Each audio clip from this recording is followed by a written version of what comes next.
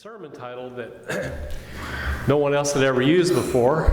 And I thought, well, did perhaps Tom Higgins use this sermon title, Hold My Beer?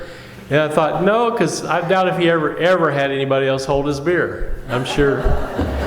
So no. So this has got to be a new thing for you guys. A little provocative, I understand. And I know some of you are aware of how that phrase has been used in recent years. It's a very popular meme used on social media. I understand recently there was a commercial with Charlize Theron who said, "Hold my beer," and then she did all these remarkable things in the pool hall, right? So it's out there. Now, if you just think about it literally, hold my beer suggests that somebody's holding a beer and they need to hand it to someone else so they can do a specific act that they need two hands to do. But unfortunately, I guess, this phrase, hold my beer, usually refers to something that someone says right before they do something rather dangerous or foolish, trying to outdo the person who just did something a little less dangerous and maybe a little less foolish. It'd be sort of like you're at the swimming pool and somebody does a belly flop off the low diving board, and somebody says, "Hold my beer," and he climbs up on the high diving board and does a belly flop. Not the smartest thing in the world to do.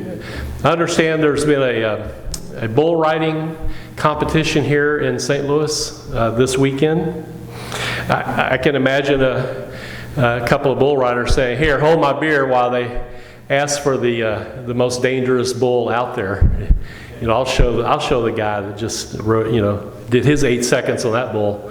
I'll show you before he falls and breaks something. But anyway, while the phrase is mostly used to refer to something that people do that's rather foolish, on occasion we use that phrase, hold my beer, to refer to something someone does that's courageous.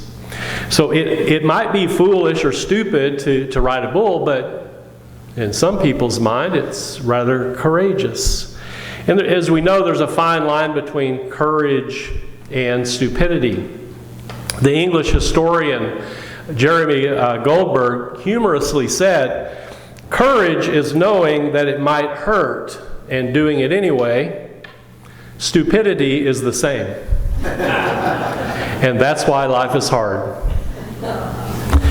Now, because my mind often goes in weird directions, as you know, the phrase "hold my beer" came to me.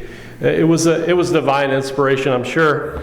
As I was reading our lessons for this morning, particularly focused on the reading from Exodus and then the reading from the Gospel of Matthew, because both involve a rather dangerous activity, which was, or still is, mountain climbing. Any mountain climbers in here? Like serious mountain climbers? It's a rather dangerous thing to do. But even just climbing up, like walking up a trail, going up a mountain, can be rather dangerous. So in the story from Exodus, God asked Moses to climb up this mountain in order to receive the 10 Commandments. And his younger and probably more agile associate, Joshua, is with him. He joins him for part of the hike up the mountain, but not all of it. At some point, Moses goes off by himself, which we'll talk about. But now, why go up a mountain in the first place? A couple of reasons come to mind. One is, in the ancient world, people simply believed this is where God is. God is up there, up in the heavens, because you had a 3-tiered universe, and God lived up here. And so mountains were the best way to get to God. And that's why in the Old Testament you hear about people going up on the high places to worship God, because that's where you get closer to God. Now we know, that theologically that's not really correct. Our worldview is different. Although, if you talk to astronauts who've been out there in space somewhere, they will have generally reported having more heightened spiritual experiences when they've done that. So, and if you've ever been at the top of a mountain, you know that you can have a rather breathtaking view from the top of a mountain or some high place. And that in itself can be a spiritual type experience. It brings you, in your mind, closer to God. You can sense the divinity and so forth.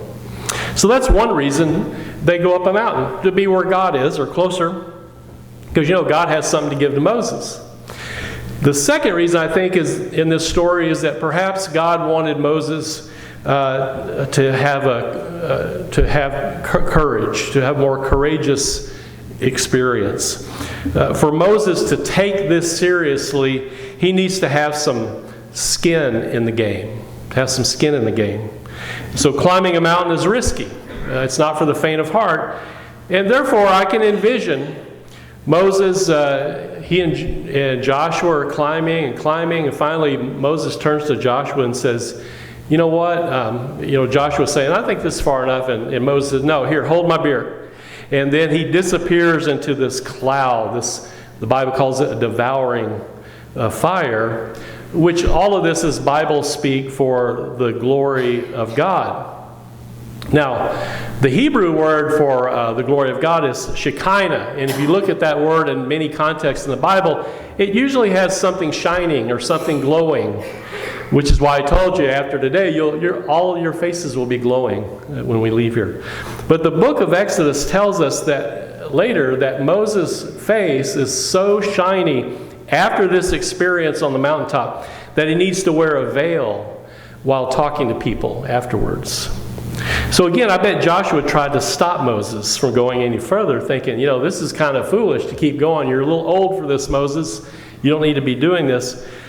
But here's my point, and this is what you need to take away today. Moses is not afraid to let his light shine. Think about what that means for him, and think about what that means for us, which we'll get to. Now, so according to the story, 40 days and 40 nights later, which is Bible speak for a very long time, Moses comes down. He emerges from the mountaintop with the beloved 10 Commandments carved into tablets of stone.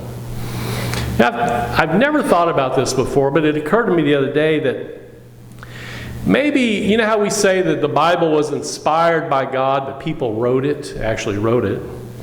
I kind of think, my theory now is, after all these years, is that the 10 Commandments, they were inspired by God, but Moses did the stone carving. And why do I think that? Because he was there for a long time. It took him a while to do that. That's just my opinion. It's one you can share with the masses, because I'm sure they'll all be interested. God inspired the 10 Commandments. Moses did the stone carving. Well, anyway. So now we turn to Matthew's story. Here you have Jesus and 3 of his closest disciples. They're climbing a mountain. It's another interesting story.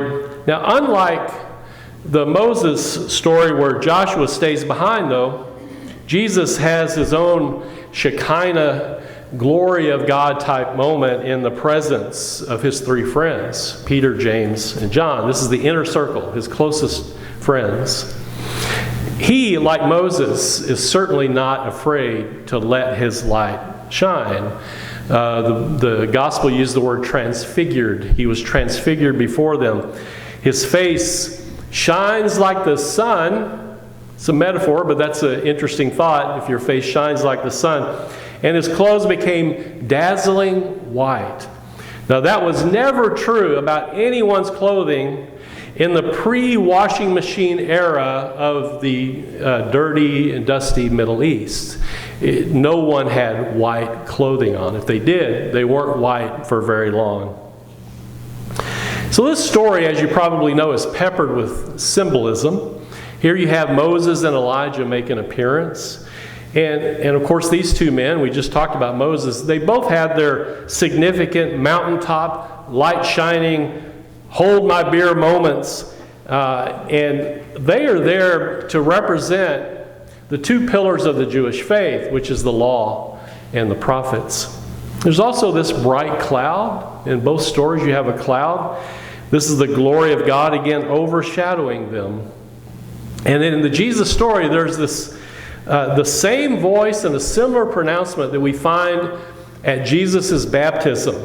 "This is my Son," it says, "the beloved. With him I am well pleased." And then he adds, "Listen to him." Listen to him. Now, when I compare the two stories from Exodus and Matthew, I can envision Jesus. Here he is, that they're in the middle of climbing this mountain. And probably on their way up, Jesus is saying, "Hey, you remember the story about Moses going up a mountain and what happened to him and all that?" And all of a sudden he says, "You know what? Hold my beer." And then he just walks a few paces away, and he undergoes this transfiguration of biblical proportions. Then again, these stories are highly symbolic, and we could spend a lot of time talking about what they actually mean or what the writers intended them to mean. And yes, they are hold my beer stories of courage, not foolishness, but courage, about the two most important persons in both the Old and New Testaments, talking about Moses and Jesus. Two men who were not afraid to let their light shine. That's what it's about. But more importantly, I think, these are stories that encourage us not to be afraid to let our light shine as well, whatever that might mean for each one of us. Now, granted, you and I, we're not Moses or Jesus. We're not likely to climb a mountain and be overshadowed by God's glory. Our bodies and our clothing are not likely to be transfigured, at least not without the aid of plastic surgery or a powerful bleach. And yet, within each and every spiritual journey lies those moments when we are given the opportunity to earnestly and passionately say to those around us, "Here, hold my beer," as we embark on something so courageous and daring and momentous that we also shine before others. That's what it's about. So as individuals, as a congregation, are we ready to climb a mountain or two? Are we ready to absorb God's glory so that we can shine before others? If not, what's holding us back? What are we afraid of? Why do we sometimes choose to hide our God-given light? There are many answers to that question. Bailey Gaddis, who is a blogger for the Huffington Post, wrote an article a few years ago, which is titled, "Why You Should No Longer Be Afraid to Shine Your Light." And she makes a powerful case, you can read it, that we all have the power to drastically transform our lives. Do we really believe that we have the power to drastically transform our lives? And more importantly, she says, the life of the world. Because we all have influence in some corner of the world. Thus, we need to have these moments, you call them hold my beer moments or whatever, that muster up the courage, that give us the courage to shine our light. In this article, she lists 7 reasons why we are often so afraid to do this, and I'm just going to list them very quickly. Number 1, others will judge me if I shine my light too brightly. Number 2, I might fail if I try to shine my light. Number 3, I'll have to change in order to shine my light, and change is scary. Number 4, I don't know where to start. Number 5, I'm not worthy of greatness. Number 6, if my light grows, it might be painful if it fades away. And number 7, I'll feel like a fraud if I try to shine my light. Maybe we could add an 8th excuse, which is we are afraid to have others hold our beer, so to speak, so that we can go and shine our light. In other words, maybe we believe no one's there to support us or to back us up, to have our back while we go and do this sort of thing, if we try to shine our light too brightly. Now, after Bailey Gaddis makes the case that none of these are good excuses, she concludes with an argument that it isn't just about us shining our light. It's not just about us getting the accolades and say, look at me, look how bright I can shine, look what I can do. There's a larger purpose to all of that, she says. She says, do it. Shine your light. If you don't, you could greatly diminish someone else's ability to find their own light. Through allowing your best self to shine, you'll likely transform many lives in ways you cannot even begin to imagine. You could be the change this world needs to see, to heal itself. Don't deprive us of your light. No one's asking us to climb mountains or ride bulls. No one's asking us to be foolish. But we are being asked, or rather called by God, to be courageous, to walk into that cloud, that fire of God's glory, and set the world on fire. Life might be hard because we don't always know the difference between courage and stupidity, and yet we do know the difference between light and darkness. Let's make sure there's more light than there is darkness. Amen.